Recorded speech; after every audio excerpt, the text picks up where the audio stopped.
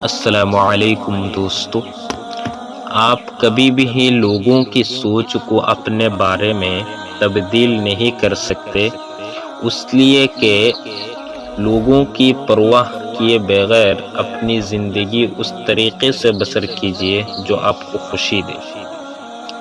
گھڑی کی ٹک ٹک کو معمولی نہ سمجھو، زندگی کے درخت پر کلہاڑی کے وار ہے۔